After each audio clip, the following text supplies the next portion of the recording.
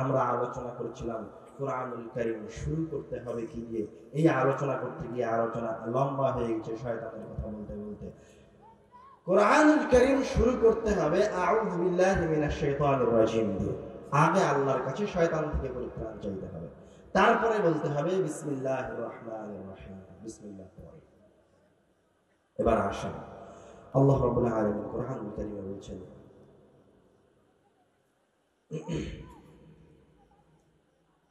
فإذا قرئ القرآن فاستمعوا له وأنصتوا لعلكم ترحمون।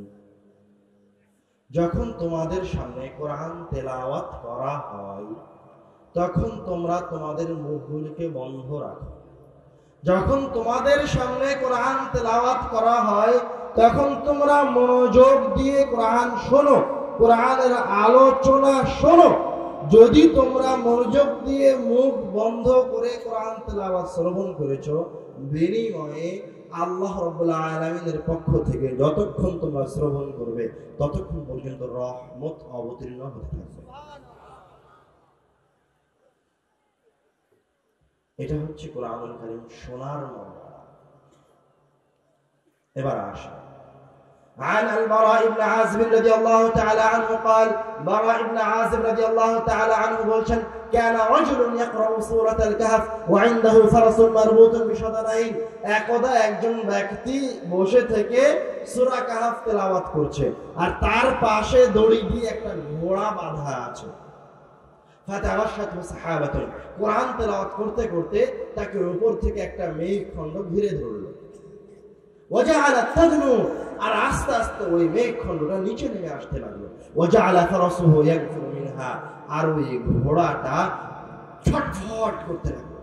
এই দৃশ্য দেখে সাহাবী একটু হতচকিত হয়ে গেছে, কোরআন তেলাওয়াত বন্ধ করে বাড়িতে চলে গেছে।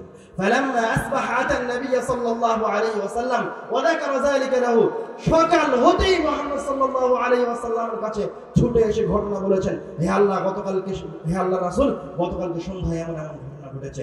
তখন রাসূল সাল্লাল্লাহু আলাইহি ওয়াসাল্লাম সাহাবীদেরকে বলছেন, তিলকা সাকিনাতু তানাজ্জালাত লিল কোরআন, আরে শুনো, ওটা তো ছিল তুমি যে মেঘকে আসমান থেকে নেমে আসতে দেখছিলে, ওটা তো ছিল তোমার কোরআন তেলাওয়াত করার কারণে, তোমার তাসবিহ তারতিলের সুন্দর কোরআন তেলাওয়াত ফেরেশতারা শুনতে পেয়ে আল্লাহ রাব্বুল আলামিন তোমার এই কোরআন তেলাওয়াতের কারণে আসমান থেকে রহমত অবতীর্ণ করছিলেন। তিলকা সাকিনা অবতীর্ণ করছিলেন। আর একটা রিওয়ায়াতে আসছে তিলকাল মালাইকাতু দানাত লিসাউতিকা, তারা ছিল ফেরেশতাদের একটা দল, তোমার সুন্দর কোরআন তেলাওয়াত শুনে তারা আসমান থেকে জমিনে নেমে আসছিল। লাউ ক্বরা'তা লা আসবাহাত ইয়ানজুরুন নাসু ইলাইহি, তুমি যদি কোরআনুল কারীম পড়া বন্ধ না করে সকাল পর্যন্ত কোরআন তেলাওয়াত করতে থাকতে, তাহলে ফেরেশতারা তোমার চারপাশে দাঁড়িয়ে দাঁড়িয়ে তোমার কোরআন তেলাওয়াত শ্রবণ করতে থাকতো। সাহাবায়ে কেরামগণ মদিনার অন্য অন্য মানুষেরা ফেরেশতাদেরকে দাঁড়িয়ে দাঁড়িয়ে দেখতে পেত।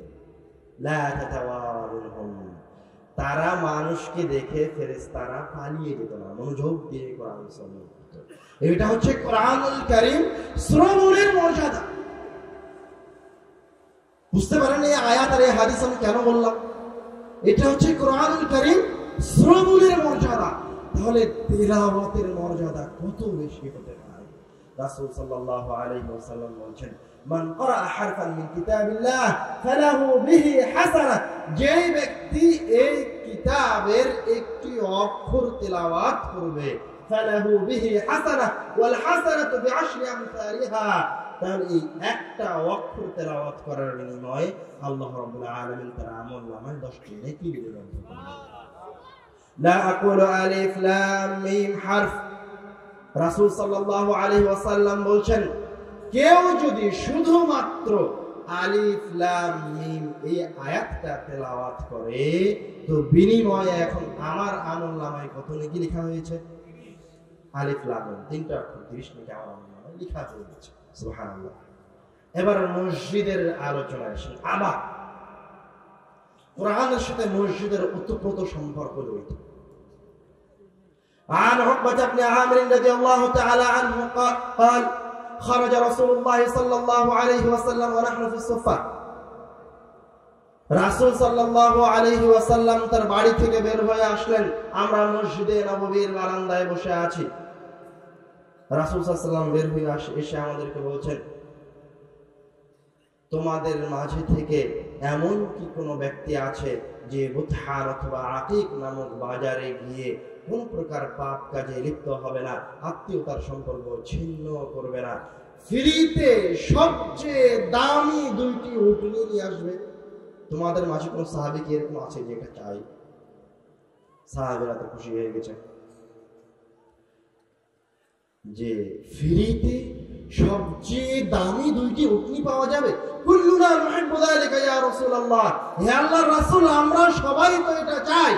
এবার রাসূল সাল্লাল্লাহু আলাইহি ওয়াসাল্লাম বলেন, আফালা ইয়াগদু আহাদুকুম ইলাল মসজিদ ফায়ুআল্লিমু ওয়া ইয়াকরা আয়াতাইন মিন কিতাবিল্লাহ, তোমাদের মাঝে থেকে কেউ যদি মসজিদে গিয়ে একটা আয়াত আরেকজনকে শিখিয়ে দেয়, অথবা একটা আয়াত ওই মসজিদে বসে তেলাওয়াত করে, খায়রুন লাহু মিন নাকাতাইন, তাহলে যে 2টি আয়াত সে একজনকে শিখিয়ে দিল, অথবা যে 2টি আয়াত সে মসজিদে বসে তেলাওয়াত করলো, এই 2টি আয়াতের বিনিময়ে তার আমলনামায় সবচেয়ে দামি 2টি উটনির সমপরিমাণ নেকি লিপিবদ্ধ করা।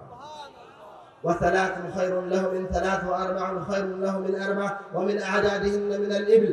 এইভাবে যেই ব্যক্তি মসজিদে বসে যতগুলি আয়াত তেলাওয়াত করবে অথবা যতগুলি আয়াত আরেকজনকে শিখিয়ে দিবে, প্রত্যেকটা আয়াতের বিনিময়ে আল্লাহ রাব্বুল আলামিন তার আমলনামায় সবচেয়ে দামি একটা উটনি আল্লাহর রাস্তায় সাদকা করে দিলে যত নেকি হতো তত নেকি তার আমলনামায়।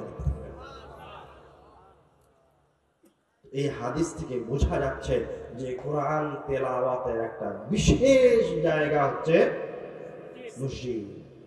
মসজিদে গিয়ে কোরআন তেলাওয়াত করতে হবে, মসজিদে কোরআন শিক্ষার ব্যবস্থা থাকতে হবে, বাধ্যতামূলক থাকতে হবে। রাসূল সাল্লাল্লাহু আলাইহি ওয়াসাল্লামের যুগে, সাহাবীদের যুগে, তাবেঈদের যুগে, তাবেঈদের যুগে প্রায় 400 শতাব্দী পর্যন্ত মুসলমানদের শিক্ষা ব্যবস্থা ছিল মসজিদ কেন্দ্রিক। তারা সবকিছু মসজিদেই শিখত। আমি যে আজহার বিশ্ববিদ্যালয়ে পড়াশোনা করেছি, ওই আজহার বিশ্ববিদ্যালয়ে আগে মসজিদের মাঝে ছিল এক একটা পিলারের পাশে বসে এক একজন বিদ্বান দার্স দিতেন।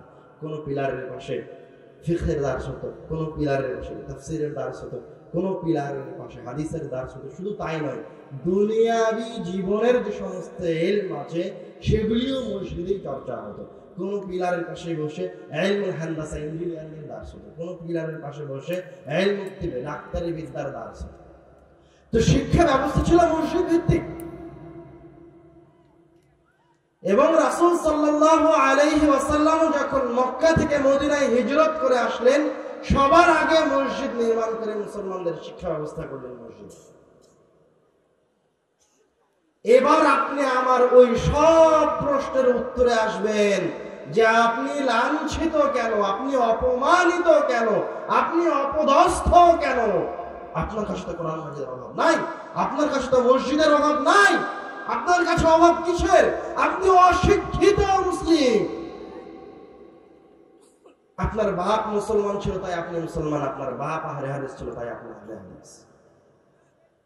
রাসূল সাল্লাল্লাহু আলাইহি ওয়াসাল্লাম সাহাবীগণ যখন যে এলাকায় গেছেন, যে এলাকা জয় করেছেন, সবার আগে মসজিদ করে মসজিদে শিক্ষা ব্যবস্থা চালু করেছেন, ইসলাম শিক্ষা ব্যবস্থা চালু করেছেন। যেদিন ইকরা বিসমি রাব্বিকাল্লাযী খালাক এই আয়াত অবতীর্ণ হয়েছে, ওই দিনই কি মুসলমানরা অর্ধ পৃথিবীর শাসক হয়ে গেছে? হয়নি। অর্ধ পৃথিবীর শাসক হওয়ার জন্য তাদেরকে আয়াতের প্রচার করতে হয়েছে। এই আয়াতটাকে প্রায় দীর্ঘ 50 বছর যাবত তেলাওয়াত করতে হয়েছে। তারা কি অর্ধ পৃথিবীর শাসন ক্ষমতা অর্জন করেছেন বড় বড় অট্টালিকা দিয়ে, বড় বড় মসজিদ দিয়ে, বড় বড় মাদ্রাসা দিয়ে? না। তাহলে তাদের কাছে কি এগুলি নির্মাণ করার সক্ষমতা ছিল না? যে ওমর রাদিয়াল্লাহু তাআলা আনহু অর্ধ পৃথিবীর শাসক, সেই ওমর রাদিয়াল্লাহু তাআলা আনহু আর ওই সময় সাহাবীরা কি মক্কায় আর মদিনায় চাইলে দুইটি সুন্দর চাকচিক্যত ডিজাইনের মসজিদ নির্মাণ করতে পারতেন না? পারতেন না? পারতেন। কিন্তু তারা করেননি। তারা এগুলোর পিছনে সময় ব্যয় করেননি। তারা এগুলোর পিছনে কোনোদিন অর্থ সম্পদ ব্যয় করেননি। তারা জানতেন এগুলো হচ্ছে মরিচিকা। আমার টুটা ফাটা বিদ্যা, আমি যতটুকু বুঝি তাতে আমার কাছে মনে হয়েছে রাসূল আর সাহাবী সালাফদের জীবনী থেকে আমি যতটুকু বুঝেছি তাতে মনে হয়েছে কোন মসজিদের জায়গায় যদি কোরআনুল কারীম শিক্ষা ব্যবস্থা করার আগে ওই মসজিদে এসি লাগানো হয় তো হয়তো বা ওই এসির টাকা জায়েজ হবে না। ওই মসজিদে যদি কোরআন শিক্ষা ব্যবস্থা না করার আগে কোন দল এসে, তার সংগঠন এসে তাদের পতাকা উত্তোলন করতে চায় তো ওই পতাকা উত্তোলন করা জায়েজ হবে না। কেননা রাসূল করেনি, সাহাবী করেনি, তাবেঈ করেনি, তাবেঈ করেনি, 400 শতাব্দীতে কেউ করেনি। মসজিদে যে কোনো মূল্যে, যে কোনো উপায়ে ইসলাম শিক্ষা ব্যবস্থা থাকতে হবে। আপনি অপদস্থ কেন? আপনি মূর্খ কেন? আপনি অপমানিত কেন? আপনার পাড়ার মসজিদে কেউ কোরআন তেলাওয়াত করে না তাই? এই বিশ্বাস আপনাকে রাখতে হবে। এই বিশ্বাস সাহাবীদের কাছে ছিল। আপনি দেখেন তাদের বিশ্বাস দেখেন। তারা 313 জন সাহাবী 1000 সৈন্যের বিরুদ্ধে যুদ্ধ করেনি। কাদের শক্তি বেশি ছিল?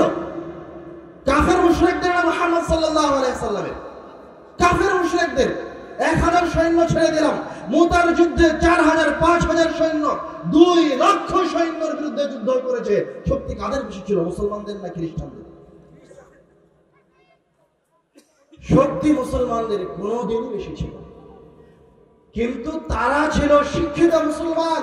তারা জানতো যে কোরআনকে আমি অন্তরে লালন করি, এই যে কোরআনকে আমি অন্তরে ধারণ করি, যে কিতাবের একটা আয়াত আমার মুখস্থ আছে, যে কিতাবের একটা আয়াতকে নিয়ে আমি চিন্তা ভাবনা করছি, এই কিতাবের একটা আয়াতের একটা শব্দ এই রোম পারস্যের দুর্গকে খণ্ড বিখণ্ডিত করে দিতে সক্ষম।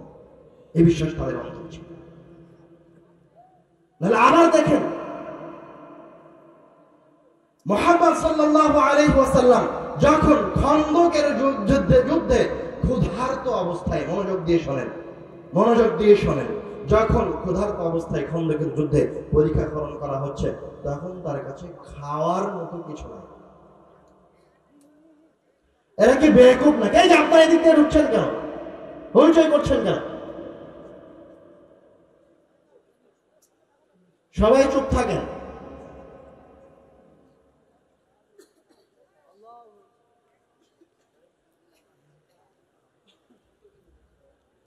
আব্বু চলে এসেছে, আলহামদুলিল্লাহ।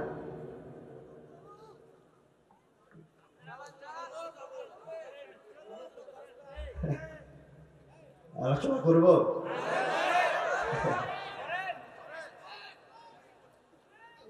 আচ্ছা, আব্বু বসুক, তারপরে ইনশাল্লাহ আমি আবার আলোচনা শুরু করছি।